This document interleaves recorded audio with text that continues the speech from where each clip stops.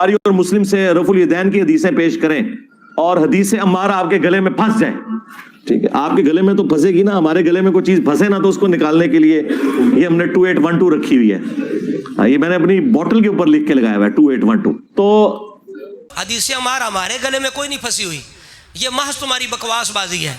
कोई माई का लाल पैदा ही नहीं हुआ तो हदीस अम्मार का मिस्दाक हजरत मुआविया के गिरोह को बना सके, इसलिए हम कहते हैं ये हुब्बे अम्मार नहीं, ये बुग़्ज़ मुआविया है।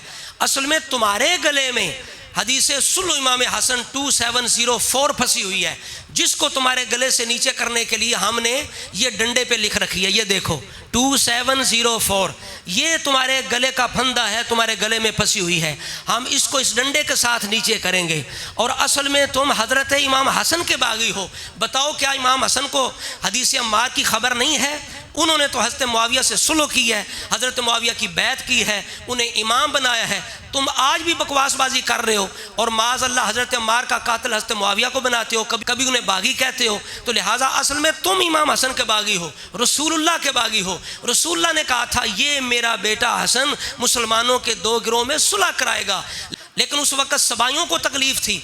आज मिर्ज़ा जेलमी इसकी कंपनी को तकलीफ है, लिहाजा ये हदीस सुल्ह इमाम हसन 2704 ये तुम्हारे गले में फंसी हुई है, जिसको नीचे उतारने के लिए हमने ये डंडे पर लिख रखी है।